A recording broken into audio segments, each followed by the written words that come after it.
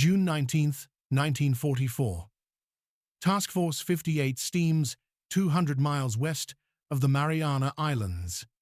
USS Enterprise, USS Lexington, USS Bunker Hill, USS Yorktown, and 11 other carriers launch Grumman F6F Hellcats toward the approaching Japanese fleet.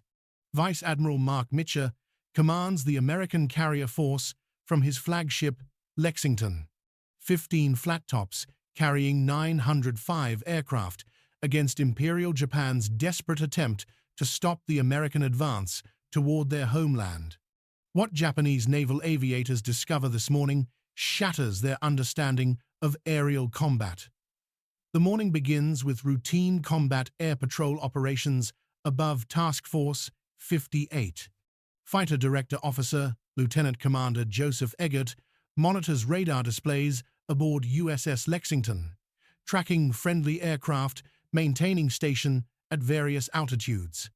The circular scopes show green phosphorescent blips representing Hellcats orbiting their assigned sectors. Radio communications remain minimal, as pilots conserve battery power during extended patrols. The carrier task force maintains strict radio discipline while operating within range of Japanese search aircraft. Radar operators detect the first incoming contacts at 0830 hours, range 150 nautical miles, bearing 270 degrees. The signatures indicate large formation, altitude estimated 24,000 feet. Eggert immediately vectors combat air patrol fighters toward intercept coordinates, providing precise heading and distance information through radio transmission. The technological advantage transforms aerial defense from reactive scrambling to coordinated interception with altitude and positional superiority. Lieutenant Commander David McCampbell leads Fighting Squadron 15's 1st Division from USS Essex. His 12 Hellcats maintain tight formation while following radar vectors toward assigned targets. Over 300 hours flight time with extensive gunnery and tactical training completed stateside. The American training program expanded dramatically throughout 1943, producing 10,000 new naval aviators annually. The Hellcat represents a fundamental shift in American fighter design philosophy. Grumman engineers created the aircraft specifically to counter Japanese fighters using lessons learned from captured Zero specimens and pilot combat reports. The fighter weighs roughly 12,000 pounds, fully loaded with a 2,000 horsepower Pratt & Whitney R2800 double Wasp engine, providing 380 miles per hour maximum speed. 650 caliber Browning machine guns with 400 rounds per gun deliver firepower exceeding any Japanese fighter armament. Japanese formations launching from carriers Taiho, Shokaku, and Zuikaku include 128 aircraft approaching Task Force 58 from the west. The pilots observe no American aircraft during initial approach, suggesting tactical surprise against the enemy fleet. Many pilots in the formation completed training just months earlier with less than 100 hours total flight time. What happens next destroys Japanese carrier aviation as an effective military force within 6 hours of continuous combat. The F6F Hellcat entered service in late 1943 as direct response to combat experience against the Zero. Grumman Aircraft Engineering Corporation received urgent requirements from the United States Navy for a carrier-based fighter capable of defeating Japanese opposition through systematic advantage rather than pilot skill alone. The design process began in mid-1942, following detailed analysis of captured Zero specimens and extensive debriefing of American pilots who survived encounters with Japanese fighters. Chief designer Leroy Grumman assembled engineering teams that studied every aspect of the Zero's performance characteristics. The Japanese fighter demonstrated exceptional maneuverability and range through lightweight construction, that sacrificed pilot protection and structural durability. American engineers chose opposite philosophy, prioritizing survivability and consistent performance over maximum agility. This decision reflected fundamental difference in how each nation valued pilot lives versus aircraft performance. The prototype XF6F1 first flew on June 26, 1942, powered by Wright R-2600 Cyclone engine producing 1,700 horsepower. Flight testing revealed inadequate performance compared to requirements, leading to engine change to more powerful Pratt & Whitney R-2800 producing 2,000 horsepower. The modified XF6F3 prototype demonstrated 375 miles per hour, maximum speed and climb rate of 3,000 feet per minute, meeting Navy specifications. Armor protection includes 212 pounds of plate steel, protecting the pilot, oil cooler, and oil tank from enemy gunfire. Self-sealing fuel tanks prevent catastrophic fires when punctured by bullets or shell fragments. The bulletproof windscreen consists of 1.5-inch laminated glass capable of stopping 7.7mm rounds at point-blank range. These protective systems add significant weight, but dramatically increase pilot survival rates during combat. Armament consists of 6 Browning M250 caliber machine guns mounted in the wings with 400 rounds per gun. Total ammunition load of 2,400 rounds provides sustained firing time of approximately 34 seconds before exhaustion. The concentrated firepower proves devastating against lightly constructed Japanese aircraft that lack adequate protection. Single burst from converged guns can destroy enemy fighters through catastrophic structural damage. The carrier-suitable design includes robust landing gear, capable of absorbing hard deck landings without structural failure. Hydraulically operated folding wings reduce spotting space on carrier flight decks, allowing increased aircraft capacity. The sturdy airframe withstands significant battle damage while maintaining structural integrity sufficient for carrier recovery. Test flights demonstrated the Hellcat could survive damage that would destroy most contemporary fighters.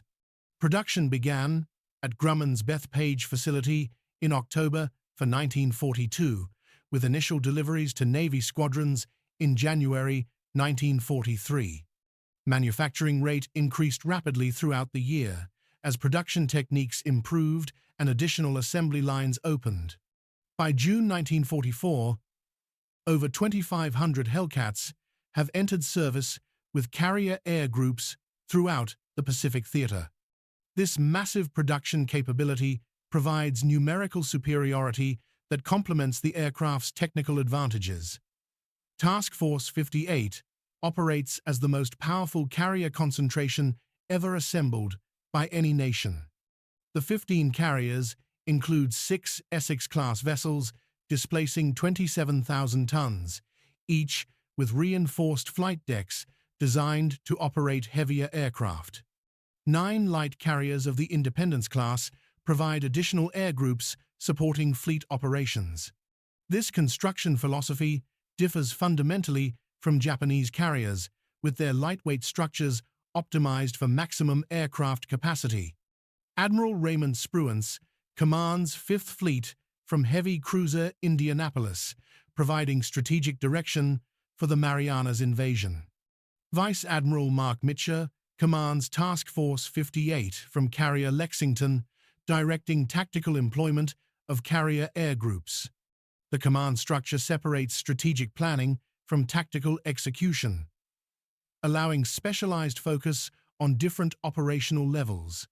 This organizational approach maximizes effectiveness by assigning responsibilities according to commander expertise. The task force divides into 4 separate task groups operating within mutual support range. Task Group 58.1 under Rear Admiral Joseph Clark includes carriers Hornet, Yorktown, Belleau Wood, and Bataan, with supporting cruisers and destroyers. Task Group 58.2, under Rear Admiral Alfred Montgomery, operates carriers Bunker Hill, Wasp, Monterey, and Cabot. Task Group 58.3, under Rear Admiral John Reeves, commands Enterprise, Lexington, San Jacinto, and Princeton. Task Group 58.4, under Rear Admiral William Harrell, controls Essex, Langley, and Cowpens. Each task group maintains combat air patrol consisting of fighter divisions orbiting at various altitudes. The layered defense provides multiple intercept opportunities against incoming raids. Fighter directors aboard each carrier coordinate their assigned fighters through continuous radio communication. Radar tracking allows precise vectoring towards specific targets with optimal positioning for engagement. This integrated system represents revolutionary advance in fleet air defense capability. Japanese search aircraft detected Task Force 58 on June 18th, reporting position and composition to Vice Admiral Jisaburo Ozawa, commanding 1st Mobile Fleet. Ozawa plans massive strike against American carriers, using his 9 flat tops carrying 430 aircraft. The Japanese strategy relies on land-based air support from Guam, Saipan, and Tinian supplementing carrier strikes. However, American air attacks against these island bases throughout June 18th destroy most land-based aircraft before the carrier battle begins. The morning of June 19th begins with Japanese reconnaissance aircraft confirming Task Force 58's position. Ozawa orders maximum effort strike launched from all available carriers. 4 separate raid groups totaling 373 aircraft launch between 0830 and 11:45 hours. The largest raid includes 128 aircraft from carriers Taiho, Shokaku, and Zuikaku, approaching from the west at 24,000 feet altitude. American radar operators detect the first incoming formation at 0830 hours, range 150 miles. Fighter Director Officer Lieutenant Commander Joseph Eggert aboard Lexington begins coordinating intercept, vectoring combat air patrol fighters toward optimal positions. Additional fighters launch from all carriers to reinforce defensive coverage. Within minutes, over 200 Hellcats climb toward their assigned intercept coordinates, creating multi-layered defense that Japanese formations must penetrate before reaching their targets. Lieutenant Commander David McCampbell's division intercepts the first Japanese raid at 11,000 feet, climbing through scattered clouds toward enemy formations visible above.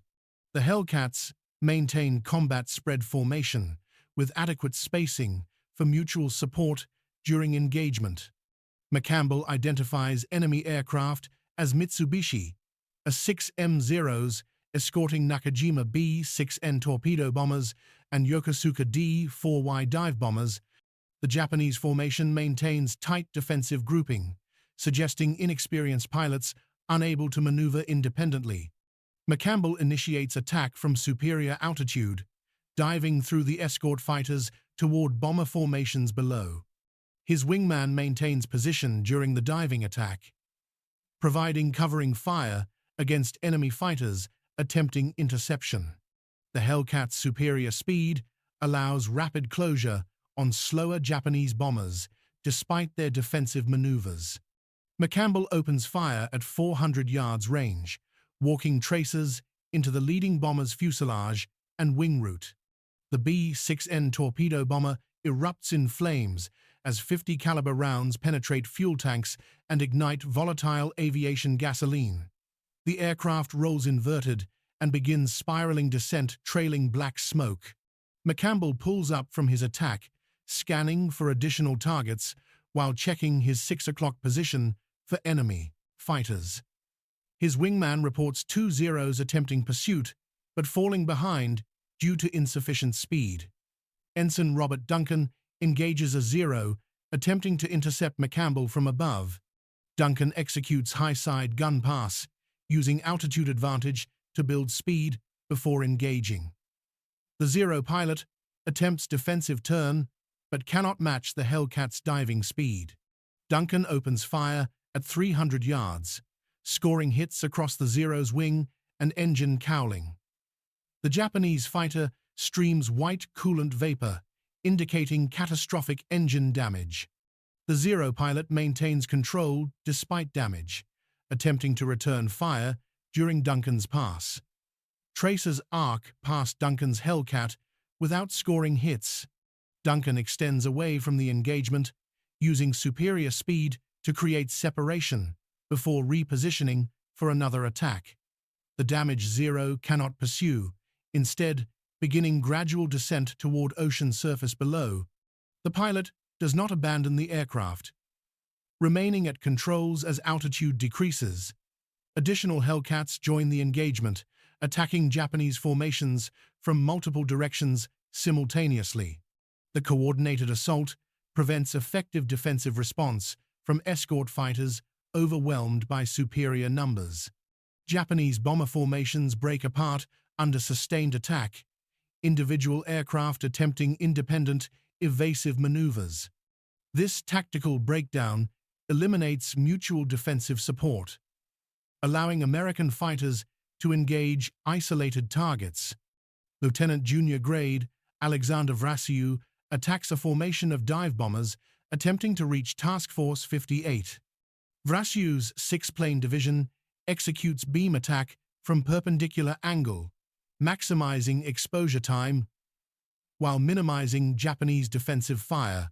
Vrasiu destroys 6 dive bombers during single engagement, expending all ammunition within 4 minutes. His gunnery accuracy reflects extensive training program, emphasizing deflection shooting against maneuvering targets. The first Japanese raid loses over 70 aircraft before reaching Task Force 58. The surviving aircraft encounter additional defensive layers, including anti-aircraft fire from screening destroyers and cruisers. The massive defensive firepower prevents effective bombing runs against carriers. The few aircraft that release weapons miss their targets due to evasive maneuvering by American ships. Japanese tactical doctrine developed from successful operations during 1941 and 1942 emphasizes individual pilot skill and aircraft superiority. Commander Minoru Genda created tactics maximizing the Zero's exceptional maneuverability and range advantages against Allied opposition. The concept relies on exploiting the Zero's ability to outturn any enemy fighter while maintaining longer combat endurance than American aircraft. Skilled pilots could dominate aerial engagements through superior positioning and energy management, regardless of numerical disadvantage. The Zero fighter design reflects Japanese military philosophy, prioritizing offensive capability over defensive protection. Chief designer Jiro Horikoshi created aircraft, achieving maximum performance through minimum weight. The empty weight of just 3,900 pounds allows extraordinary agility and range exceeding 2,000 nautical miles with external tanks. This performance comes through eliminating armor protection, self-sealing fuel tanks, and structural reinforcement considered unnecessary for properly skilled pilots. American combat experience throughout 1942 revealed fundamental problems with this philosophy. Pilots surviving encounters with Zeros reported that Japanese fighters dominated turning engagements, but proved vulnerable to slashing attacks, exploiting speed advantages. Lieutenant Commander John Thach developed defensive weave maneuver, negating Zero turning superiority through mutual support tactics. American pilots learned to avoid turning combat, instead using altitude and speed advantages for hit and run attacks. The Hellcat design specifically counters Zero advantages through systematic engineering solutions. The 2,000 horsepower engine provides speed advantage, allowing American pilots to control engagement geometry. Armor protection enables pilots to survive damage that would kill Zero pilots. Self-sealing fuel tanks prevent catastrophic fires from gunfire hits. The robust airframe withstands battle damage while maintaining structural integrity. Japanese pilots encounter these contradictions during the first moments of combat over Task Force 58. Zero pilots execute tight turns, attempting to position behind pursuing Hellcats, relying on superior turning radius to gain advantage. The Hellcat pilots refuse to engage in turning combat, instead using speed to extend away from Japanese fighters. When Zeros attempt pursuit, the Hellcats pull away through superior straight-line speed. The Japanese pilots cannot force engagement on their preferred terms. Warrant Officer Sakio Komatsu attempts to intercept Hellcats attacking his bomber formation. Komatsu executes climbing turn, bringing his Zero into firing position behind American fighter. Before Komatsu can open fire, the Hellcat pilot extends away using superior speed. Komatsu pursues but cannot close distance despite advancing throttle to maximum power. His Zero lacks sufficient speed to maintain contact with the retreating American fighter. A second Hellcat attacks Komatsu from his blind spot during the unsuccessful pursuit. The American pilot executes high side pass, firing sustained burst into Komatsu's aircraft. 50 caliber rounds penetrate the Zero's unprotected fuel tanks, igniting volatile gasoline. Komatsu's aircraft explodes, killing him instantly. The engagement lasts less than 30 seconds from initial contact to fatal hit. The tactical scenario repeats throughout the battle, as Japanese pilots discover their aircraft cannot effectively engage Hellcats, employing proper tactics.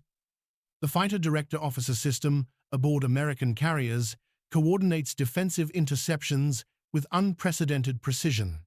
Each carrier maintains Combat Information Center, where trained officers track all airborne contacts using radar displays. Radio communications link directors with airborne fighters, providing real-time tactical guidance throughout engagements. This centralized control maximizes defensive efficiency by concentrating fighters at optimal intercept points. Lieutenant Commander Joseph Eggert, aboard USS Lexington, monitors 3 separate raid groups approaching Task Force 58 simultaneously. The radar displays show distinct formations at different altitudes and bearings. Eggert vectors available fighter divisions toward each threat, prioritizing raids closest to the task force. His continuous radio transmissions provide heading, distance, and altitude information, allowing pilots to intercept without visual acquisition. The technological advantage proves decisive during multi-axis attacks, overwhelming traditional defensive methods. Japanese commanders expect to saturate American defenses through simultaneous raids from different directions. The radar-directed system instead allows optimal distribution of defensive fighters regardless of attack geometry. American pilots intercept all incoming raids before they reach visual range of Task Force 58. The second Japanese raid launches at 0900 hours, consisting of 127 aircraft from carriers Junyo, Hyo, and Ryuho. This formation approaches from northwest at 18,000 feet altitude. Radar detection occurs at 130 miles range, providing 18 minutes warning before visual contact. Fighter directors vector fresh combat air patrol divisions toward intercept, while returning fighters rearm and refuel aboard their carriers. Lieutenant Junior Grade Charles Brewer leads a division from USS Hornet toward the second raid. Climb to 22,000 feet, positioning above the Japanese formation for altitude advantage. The engagement begins with diving attack through escort fighters toward bomber formations below. Brewer destroys 2 dive bombers during his initial pass, then extends away using superior speed. The second raid loses 97 aircraft during approach to Task Force 58. Only 30 aircraft penetrate to within visual range of the carriers. These survivors encounter intensive anti-aircraft fire from screening warships. The Combat Air Patrol continues engaging Japanese aircraft, attempting to escape after unsuccessful attacks. Very few Japanese pilots survive to return to their carriers. The third raid launches at 10:15 hours with 47 aircraft from carrier Zuikaku. American radar detects this small formation immediately upon launch. Fighter directors vector Combat Air Patrol toward intercept coordinates, while the raid remains 100 miles distant. The Hellcats destroy 40 aircraft before any reach Task Force 58. The 7 survivors jettison weapons and flee without attacking. The fourth raid of 82 aircraft launches at 1100 hours from multiple carriers. This final attempt approaches from south at low altitude, hoping to avoid radar detection. The American radar network detects even low-altitude formations, providing advance warning. Fighter divisions intercept the raid, 70 miles from Task Force 58, destroying 73 aircraft. The 9 survivors abort their attack. By 1400 hours, Japanese carrier aviation ceases to exist as an effective offensive force. Total losses exceed 300 aircraft, with most experienced pilots killed during futile attacks against prepared American defenses. Japanese military doctrine emphasizes spiritual superiority, compensating for material disadvantage. The concept of Yamato Damashi, or Japanese spirit, teaches that proper mental discipline and dedication allow victory regardless of enemy numerical or technical advantages. This philosophy permeates training programs where harsh physical conditioning and rigid mental discipline receive more emphasis than technical skill development. Pilots learn that willpower and courage overcome technological inferiority through superior fighting spirit. The abbreviated training program, implemented throughout 1943, reflects resource constraints, forcing compromise between quality and quantity. Pre-war training required 3 years, producing highly skilled aviators with over 800 hours flight time before operational deployment. Mounting losses throughout 1943 force reduction to 6 months training with less than 100 hours total flight time. Basic combat maneuvers receive minimal attention, while navigation and formation flying occupy most training hours. Fuel shortages eliminate advanced combat training exercises. Ammunition scarcity limits gunnery practice to static ground targets. Most new pilots never fire their weapons at moving aerial targets before entering combat. Carrier landing practice averages just 5 successful traps before operational deployment. The contrast between pre-war standards and current reality creates severe capability gap that cannot be remedied through spiritual emphasis alone. American training philosophy prioritizes systematic skill development through extensive flight time and realistic combat simulation. The expanded training program throughout 1943 produces 10,000 new naval aviators annually, with standardized competency levels. Operational training units provide 500 hours total flight time, including 150 hours in combat aircraft types. Advanced fighter training emphasizes deflection, shooting, energy management, and coordinated team tactics against dissimilar aircraft, simulating enemy capabilities. The American approach reflects industrial democracy's advantages in resource allocation. Abundant fuel supplies allow unlimited flight training. Ammunition availability permits extensive gunnery practice against towed aerial targets. Specialized training facilities include dive bombing ranges, aerial gunnery ranges, and carrier landing practice fields. The comprehensive program produces competent pilots in quantity, eliminating dependence on exceptional individuals. Tactical doctrine differences reflect these training disparities.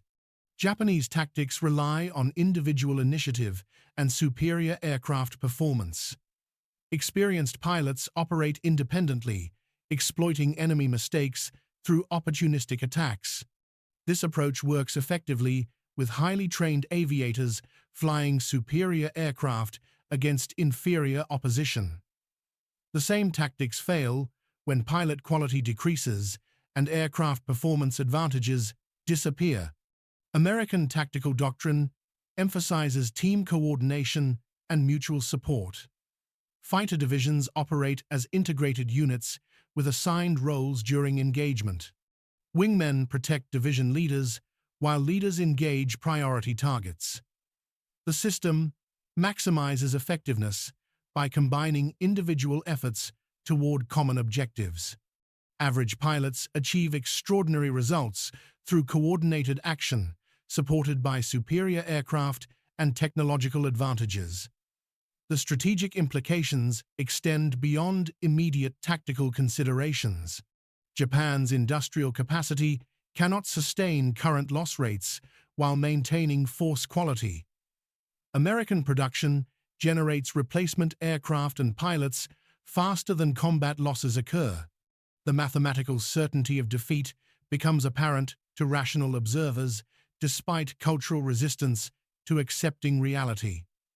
The Battle of the Philippine Sea reveals systemic collapse beyond simple tactical defeat.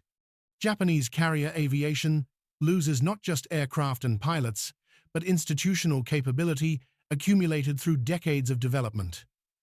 The experienced cadre that dominated Pacific skies during 1941 and 1942 disappears through attrition. Throughout 1943, the replacements, arriving for combat duty, lack fundamental skills necessary for survival against competent opposition. Ensign Hiroshi Tanaka represents typical replacement pilot deploying to carrier Zuikaku in April 1944. Tanaka's total flight time amounts to 75 hours, with only theoretical knowledge of aerial combat tactics. His abbreviated training includes basic flying skills, navigation, and formation procedures. He never practices dogfighting against dissimilar aircraft. He never fires his guns at moving aerial targets. He completes 5 carrier landings before operational deployment.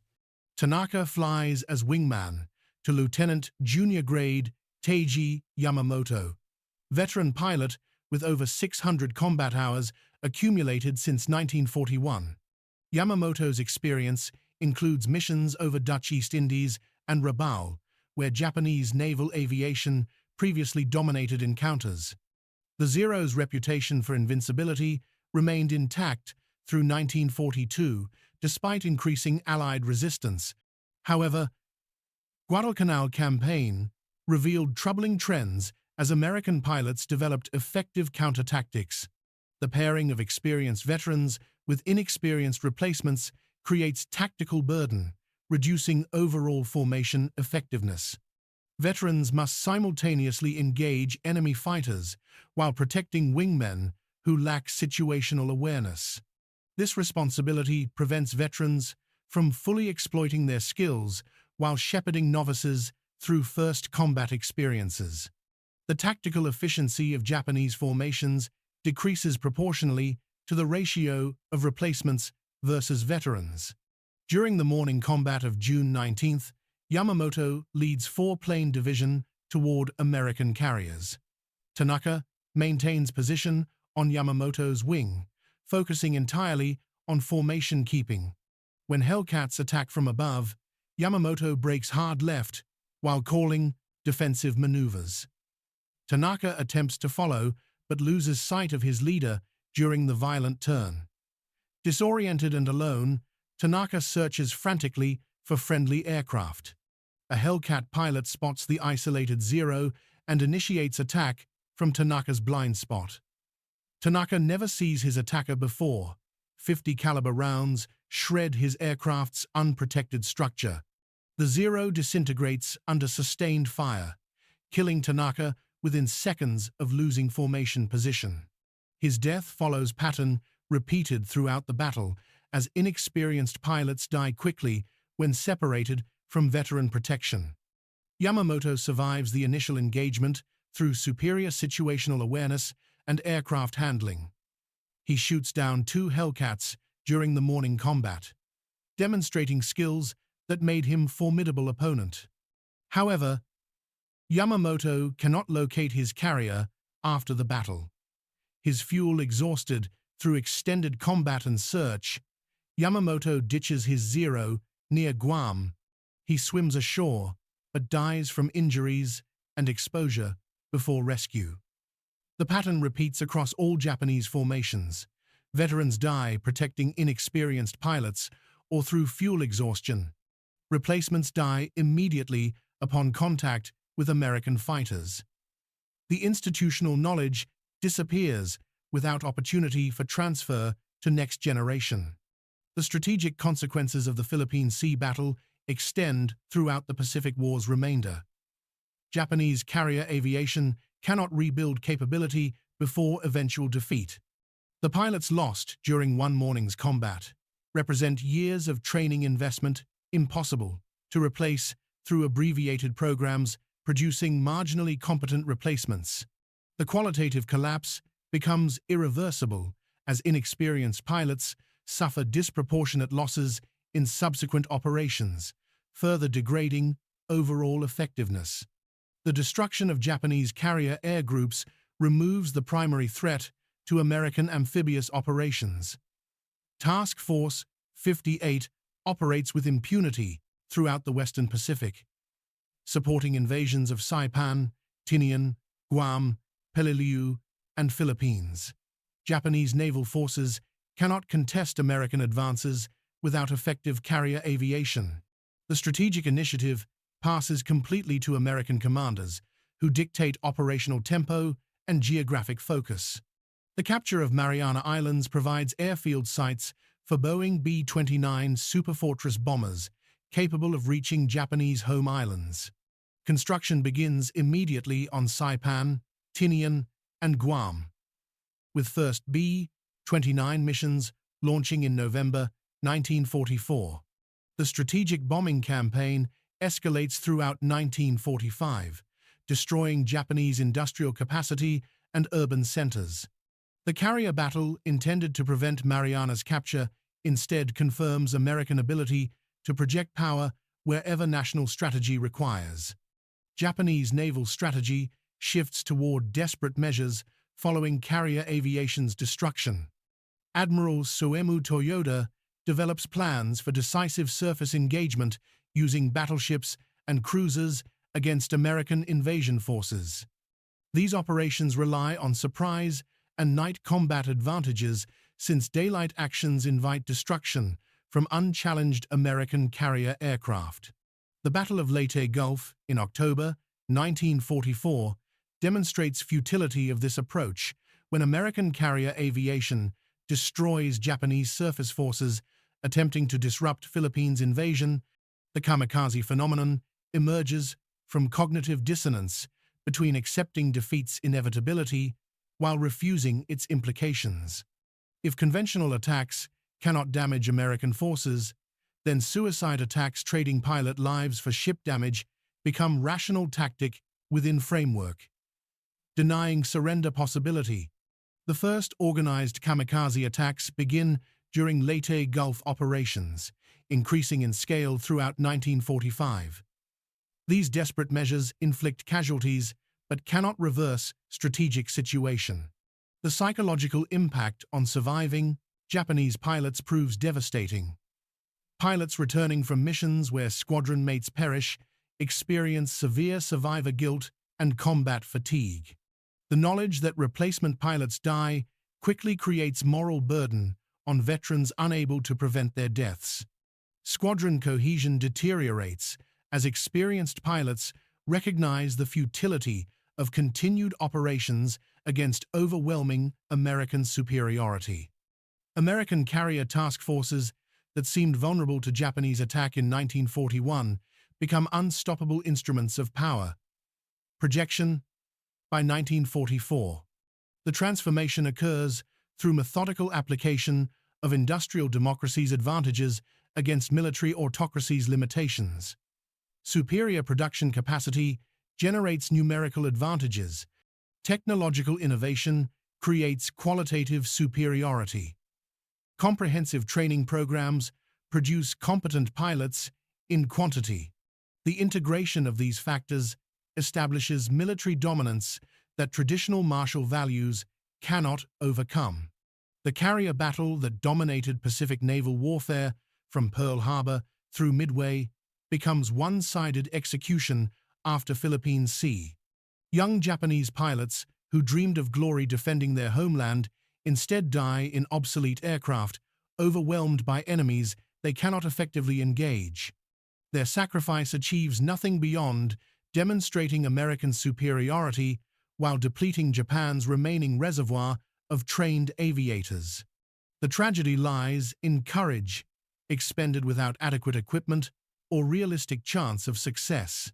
These men fight bravely within constraints beyond their control, dying for strategic decisions made by commanders who refuse accepting reality. Warrant Officer Kiyoshi Nakamura launches from Carrier Hyo during the second raid at 0900 hours. Nakamura graduated from flight training in February 1944 with 83 hours total flight time. His combat experience consists of 2 previous missions over Saipan, where he never engaged enemy aircraft. Nakamura flies escort for dive bombers attacking American carriers detected east of Guam. The formation encounters Hellcats at 12,000 feet, while still 80 miles from Task Force 58. Nakamura watches helplessly as American fighters destroy the bomber formation within minutes. His section leader dies during the initial attack. Nakamura attempts to engage Hellcats targeting remaining bombers, but cannot achieve firing position. The American fighters use superior speed to avoid his attacks while systematically destroying his charges. Nakamura Zero suffers engine damage during unsuccessful defensive maneuver. Coolant temperature rises rapidly as damaged lines leak vital fluid. His engine begins running rough, losing power gradually. Nakamura realizes he cannot return to his carrier without functioning engine. He spots American destroyer below and contemplates ramming attack. However, his damaged aircraft lacks sufficient speed and altitude for effective dive. Nakamura ditches his Zero in ocean 15 miles from nearest land. The ditching goes poorly. Nakamura's aircraft strikes water at excessive speed, breaking apart on impact. Nakamura suffers severe injuries, including broken ribs and compound leg fracture. He struggles from sinking wreckage, wearing life preserver, but cannot swim effectively due to injuries. No rescue occurs. American ships ignore downed Japanese pilots. Japanese rescue capabilities are overwhelmed by massive losses. Nakamura drowns alone 3 hours after ditching. American pilots experience different reality. Lieutenant Junior Grade George Carr from USS Essex engages Japanese formations throughout the morning. Carr's Hellcat suffers multiple hits during combat, including 20mm cannon rounds penetrating wing and fuselage. The armor protection saves his life, as enemy rounds strike seatback plate without penetration.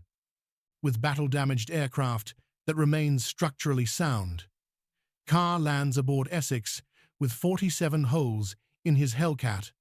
Maintenance crews patch the damage using replacement panels and structural repairs. The aircraft returns to service within 18 hours. Carr flies combat missions the following day in the same repaired Hellcat. His survival and continued combat effectiveness demonstrate the value of protective design philosophy. The contrast between design philosophies reflects deeper cultural differences about valuing human life versus achieving military objectives regardless of cost. Japanese doctrine accepts pilot casualties as necessary sacrifice for national objectives. American philosophy prioritizes pilot survival through protective systems, comprehensive training, and superior equipment. The F6F Hellcat validates design philosophy, prioritizing pilot survival and consistent performance over exceptional capability, requiring exceptional skill. Average American pilots achieve extraordinary results, flying aircraft that forgive mistakes while delivering devastating firepower against fragile opponents. The Zero demands perfection from pilots while offering no margin for error. This fundamental difference determines combat outcomes independent of individual pilot courage or determination. Statistical analysis reveals the magnitude of Hellcat's superiority. The F6F achieves kill ratio of 19-1 against Japanese aircraft throughout its service life. During the Philippine Sea battle specifically, the ratio exceeds 30-1, with 300 Japanese aircraft destroyed versus less than 30 American losses. These numbers reflect not just pilot skill differences, but systematic advantages created through engineering and training. The Hellcat's protective features prove decisive in pilot survival rates. Armor plating stops or deflects most Japanese weapon hits that would otherwise cause fatal injuries. Self-sealing fuel tanks prevent catastrophic fires that destroy unprotected Japanese aircraft. The robust airframe withstands battle damage, allowing pilots to return safely despite significant hits. Pilot survival enables experience accumulation that improves unit effectiveness over time. The Zero's lightweight construction creates vulnerability that negates its maneuverability advantages. Single burst from Hellcat's concentrated 50 caliber guns causes catastrophic structural damage. Unprotected fuel tanks ignite from tracer rounds, destroying aircraft through explosion or fire. Japanese pilots die from hits that American pilots survive due to armor protection. The attrition rate proves unsustainable for Japan's limited pilot training capacity.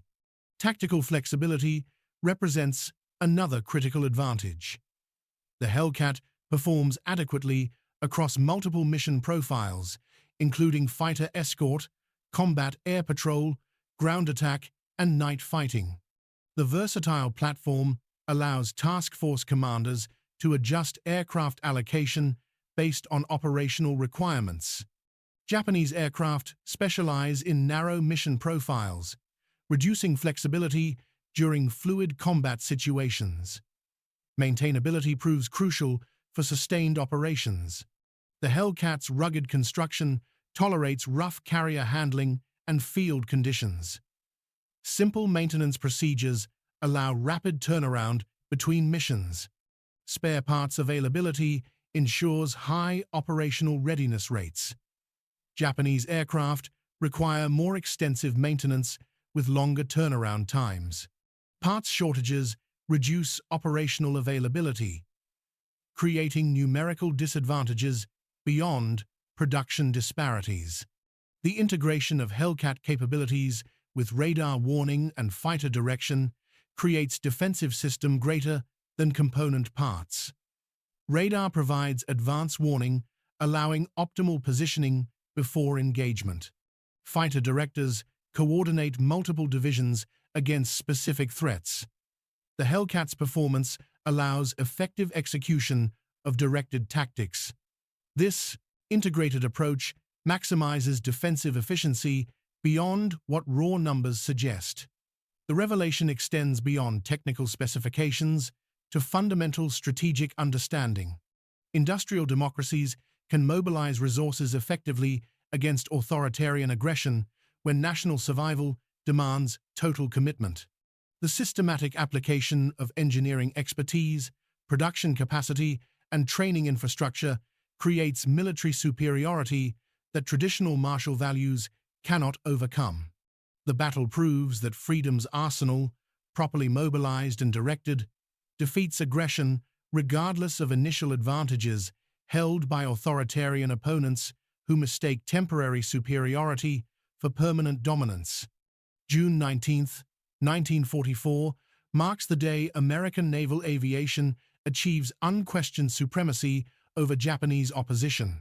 The morning begins with Japanese confidence in their carrier aviation's capability to damage or destroy American invasion forces. The afternoon ends with Japanese carrier aviation ceasing to exist as effective military force. The F6F Hellcat serves as principal instrument of this decisive victory, combining protective design, powerful armament, and superior performance in aircraft that average pilots employ effectively. The battle statistics reveal complete dominance. American forces destroy approximately 300 Japanese aircraft while losing fewer than 30. Task Force 58 suffers no ship losses despite multiple attack waves. The lopsided results reflect systematic advantages rather than fortune or isolated tactical successes. Every aspect of American carrier operations, from radar warning to fighter direction to aircraft performance to pilot training, proves superior to Japanese equivalents. The human cost, measured in Japanese lives lost during futile attacks, represents warfare's essential tragedy, where courage cannot overcome material disadvantage. Approximately 200 Japanese pilots die during the battle, including many of the remaining experienced aviators who survived earlier campaigns. Their deaths eliminate institutional knowledge accumulated through years of operations. The replacement pilots, proving wholly inadequate for modern aerial combat, ensures continued deterioration of Japanese capability. The strategic transformation from Pearl Harbor's vulnerability to Philippine Sea's dominance occurs across 30 months of sustained effort. American industrial capacity produces over 2,500 Hellcats by June 1944. The training program generates thousands of competent pilots annually. The technological development integrates radar, radio, and aircraft performance into coordinated defensive system.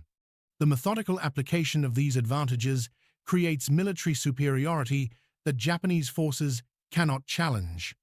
Vice Admiral Mark Mitchell reports to Admiral Raymond Spruance that evening, summarizing the day's operations. The task force destroyed approximately 300 enemy aircraft with negligible friendly losses. No American carriers suffered damage despite multiple attack waves. The Japanese carrier force retreats westward, having expended its offensive capability without achieving meaningful results. Mitchell requests permission to pursue the retreating Japanese fleet for surface engagement.